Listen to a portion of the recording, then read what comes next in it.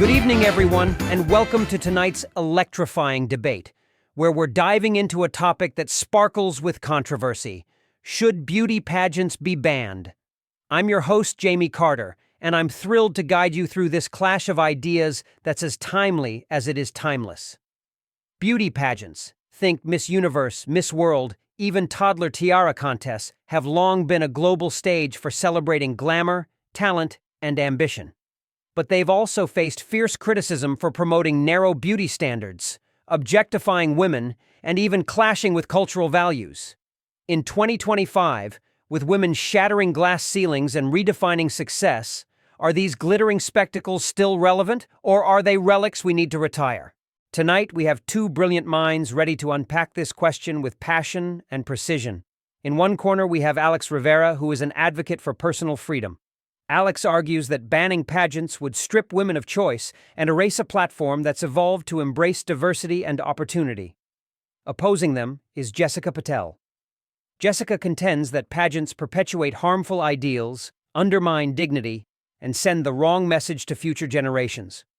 With both sides armed with compelling arguments, expect a lively exchange that'll challenge your perspectives. Why does this matter? Pageants aren't just about crowns. They reflect how we value women, shape young minds, and navigate global cultures. From the 2002 Miss World riots in Nigeria to the rise of inclusive winners like South Africa's Zozibini Tunzi, these events carry weight far beyond the runway. So, grab a seat, open your minds, and let's explore whether pageants empower or exploit. Let's get started with Alex and Jessica. Jessica, I get why you're skeptical of beauty pageants. There's plenty to question. But banning them feels like throwing out a whole avenue of self-expression just because it's not perfect. Pageants are one way to celebrate women, much like academic awards honor scholars or sports trophies recognize athletes. The women who compete choose to be there, and many describe the experience as empowering. Take Miss Universe 2019, Zozibini Tunzi from South Africa. She said the platform gave her a global voice to advocate for natural beauty and inclusion. Why should we take that choice away? If feminism is about letting women define their own paths, shouldn't pageants be one of those options? A ban feels like dictating what empowerment can look like, and that's a slippery slope. Choice matters, Alex, but the harm pageants cause outweighs the benefits. They don't just celebrate beauty, they glorify a very specific, often unattainable ideal. Slim, busty, usually light-skinned or tanned with symmetrical features. That's not diversity. It's a mold that pressures women to conform. Studies, like one from the American Psychological Association in 2020, link exposure to such idealized images with spikes in eating disorders and body dysmorphia. Cosmetic surgery rates are also climbing. Brazil alone saw a 20% increase in procedures like liposuction between 2018 and 2023. Often tied to pageant-driven beauty standards. When we crown one perfect woman, we're telling everyone else they don't measure up. And it's not just adults. Girls as young as 5 are watching, internalizing that their worth hinges on how they look. That's a toxic message we can't ignore. I hear you, Jessica, and the pressure to meet beauty standards is real. But pageants didn't create those standards. They're reflecting what's already out there in society. Think about it. Billboards, Instagram influencers, even TikTok filters push the Jessica ideals.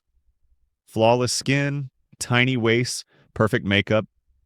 Pageants are just one piece of a much bigger cultural puzzle. If anything, they're more transparent than a photoshopped ad or a filtered selfie. These are real women, not airbrushed avatars, standing proudly on stage. Some pageants like Miss England have even banned retouched photos and introduced bare-faced rounds to promote authenticity. Isn't that a step toward redefining beauty standards rather than reinforcing them? Banning pageants would eliminate a platform that's actually trying to evolve. Evolving or not, the core of pageants is still judging women like show ponies, parading in swimsuits, being scored on facial symmetry, or how well they strut in heels. That's not empowerment, it's objectification dressed up in sequins. In 2025, women are leading Fortune 500 companies, serving as prime ministers, and pioneering scientific breakthroughs. Yet pageants are stuck in the 1950s, rewarding posture, poise, and polished smiles. It's a step backward. For kids watching, the message is clear: beauty trumps brains or bravery. A 2023 study from the University of California found that young girls exposed to pageant imagery were 30% more likely to prioritize appearance over other traits like intelligence or kindness. We're shaping their values, and pageants are sending the wrong signal. You're painting it with a pretty harsh brush, Jessica. Women are celebrated in all sorts of ways: Pulitzer Prize winners, Nobel laureates, Olympic gold medalists. Pageants just focus on physical beauty, like bodybuilding contests celebrate strength and symmetry for men. Why is that inherently wrong? It's not the only path, just one of many. And the women competing aren't just chasing crowns, they're gaining skills. Take Vanessa Williams, the first Black Miss America in 1984. She used her pageant fame to launch a career in music and acting, breaking barriers along the way. Or look at Priyanka Chopra, a former Miss World who's now a global icon in film and philanthropy. Contestants often say pageants build confidence, public speaking skills, and networks that open doors to law, business, even politics. Why shut down a platform that can be a springboard for so much more? Skills are valuable, but the format's the issue. Pageants aren't like the Olympics, where you're judged on measurable performance. They're about quantifying something as subjective as beauty, which is inherently divisive. Crowning one woman the most beautiful implies everyone else falls short, and that's a gut punch to self-esteem. Child pageants are even worse. Parents dyeing their toddler's hair, gluing on fake lashes, and spraying them with tanning solution isn't empowerment. It's exploitation. A 2021 documentary, Toddlers and Tiaras, Where Are They Now?, showed former child contestants struggling with anxiety and body image issues into adulthood. Where's the consent when a 5-year-old is primped and paraded for a trophy? It's not just a gray area. It's a red flag we can't ignore. I'll concede that child pageants can cross lines. Some parents take it too far, and that's a problem. But not every case is extreme. Many kids enjoy the stage, just like they love ballet recitals or soccer tournaments. Parents make choices for their children all the time, and we don't ban those activities. For adult contestants, it's 100% their decision. I know a former Miss USA contestant, Sarah, who used her scholarship winnings to pay off $40,000 in student loans, and later founded a nonprofit for literacy. She told me the pageant gave her confidence to pitch to donors and speak at conferences. Banning pageants would erase opportunities like that. Why punish women for choosing a path that works for them? We should regulate child pageants, sure. Set age limits, ban extreme makeovers, but a total ban feels like overreach. Opportunities shouldn't come at the cost of dignity, Alex. Pageants export Western beauty standards, bikinis, high heels, tiny waists, to places where they clash with local cultures. The 2002 Miss World riots in Nigeria are a stark example.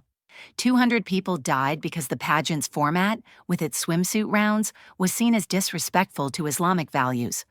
That's not harmless entertainment. It's cultural insensitivity with deadly consequences.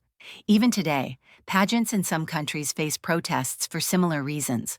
In India, feminist groups have rallied against Miss India's focus on fair skin and westernized looks, arguing it marginalizes local beauty ideals. Pageants aren't just personal choices, they're global spectacles that can disrupt and divide. The Nigeria tragedy was horrific, and it's a reminder to tread carefully. But pageants have come a long way since then. Today's winners are diverse. Miss Universe has crowned women from India, South Africa, Mexico, and the Philippines, plus-size models, and even contestants over 40. In 2023, Miss USA welcomed its first married mother as a finalist, breaking old stereotypes. This shows beauty is universal, not just Western. For many countries, pageants are a source of pride. In the Philippines, for example, Miss Universe is like the Super Bowl. Entire communities rally behind their candidates. And let's not forget the economic boost. Pageants generate millions in tourism and local business. A ban would hurt those communities too. Why erase something that brings joy and opportunity when we could push for more inclusivity instead? Diversity in faces doesn't fix the flawed structure. It's still gowns, heels, and bikini rounds, with contestants judged on how well they fit a polished ideal. The pressure to stay perfect is crushing. I read about a Miss America contestant who developed bulimia and panic attacks trying to maintain her pageant-ready body. A 2024 survey by the National Eating Disorders Association found that 25% of former pageant contestants reported disordered eating tied to competition stress. That's not just personal struggle, it's a mental health crisis. Role models should inspire confidence, not fuel self-doubt. If we want young girls to value themselves beyond their looks, we need to stop elevating contests that rank appearance above all else. Pressure's real in any competitive field. Athletes face it, actors face it, even top students do. Pageant contestants aren't just pretty faces, they're accomplished. Miss World 2022, Karolina Bielawska, is a law student who's raised millions for clean water projects. Miss Universe's Beauty with a Purpose campaign has funded schools, disaster relief, and medical supplies globally. These women are doctors, engineers, activists, proving you can be glamorous and impactful. And let's talk sisterhood. Contestants often form lifelong bonds, supporting each other through prep and beyond. I saw a documentary, Crown Chasers, where rivals helped each other rehearse, even sharing tips on stage presence. That's community, not competition. A ban would erase those connections and contributions. If these women are so accomplished, why do they need to parade in swimsuits to prove it? Their talents and advocacy would shine brighter without being judged on waist size or smile symmetry. By competing, they're reinforcing the idea that beauty is a woman's ultimate currency. That's a dangerous message for girls dreaming of leadership.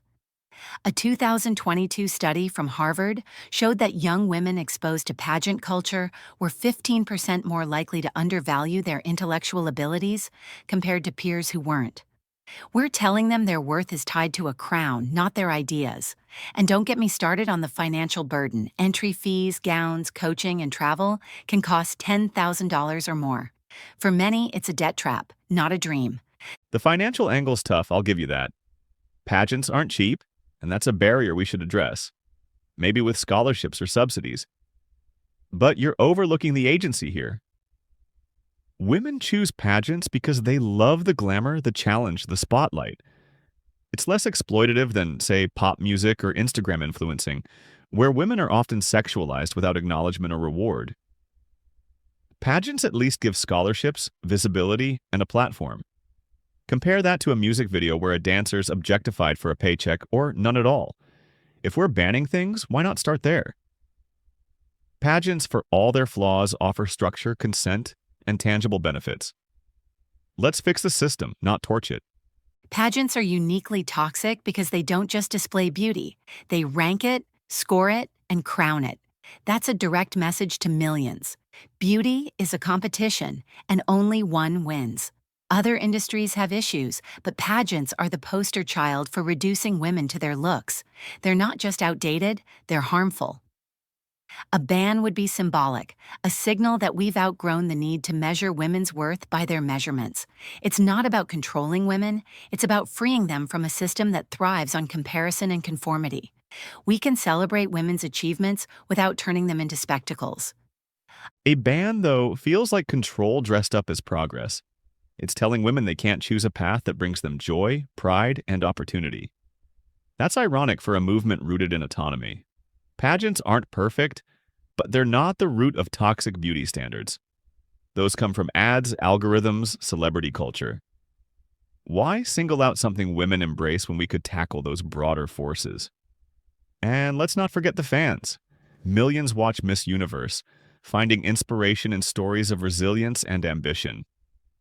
A ban would silence those stories, and that feels like a loss, not a win. Fans or not, pageants are a visible battleground for a deeper cultural problem.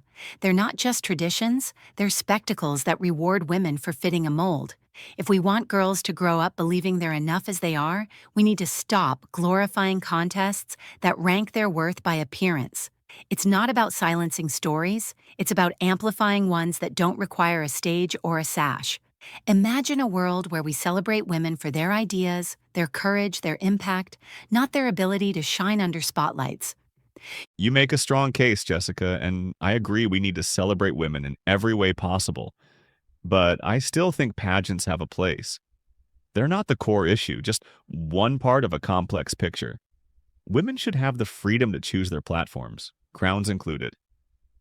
Let's keep pushing for reform, more diversity, less emphasis on looks, better regulations for kids, without erasing something that still means so much to so many.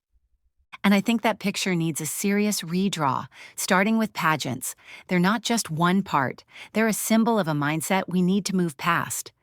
Let's spotlight intelligence, kindness, creativity, qualities that don't need heels or a runway. That's the future I'm rooting for, one where women don't need crowns to know their worth. We're at a bit of an impasse, but I respect your passion. Maybe there's common ground in reforming pageants to focus more on substance than style. Let's keep talking. There's got to be a way to honor choice and progress at the same time. Maybe, Alex, but I'm still betting on a world where women's value isn't measured by a sash or a score. Let's keep the conversation going. I'm open to finding that middle ground, even if I think a band's the boldest move. Wow, what a debate. Let's give a huge round of applause to Alex and Jessica for delivering such a spirited and insightful exchange. They've taken us on a journey through the glitz and grit of beauty pageants, tackling everything from personal choice and cultural pride to mental health crises and global controversies. Alex made a strong case for keeping pageants, highlighting their role in empowering women, fostering community, and adapting to modern values. Jessica countered with equal force, exposing the toxic pressures, outdated formats, and cultural insensitivities that make pageants a questionable tradition in 2025. This isn't a simple yes or no issue. It's a mirror reflecting our society's values, flaws, and aspirations. Both sides agree we need a world where women are celebrated for all they are, but they differ on whether pageants can be part of that vision. Now it's your turn. What do you think? Should we reform pageants to focus on substance, or is it time to close the curtain? Reflect on tonight's arguments, talk it over with friends, and keep the conversation alive. I'm Jamie Carter, and thank you for joining us. Until next time, stay curious and keep questioning.